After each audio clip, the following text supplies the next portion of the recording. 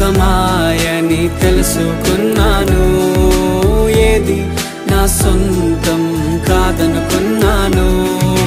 తప్పిపోయిన కుమారుని నేనైతే నా కొరకై నిరీక్షించే తండ్రి నా యేసు.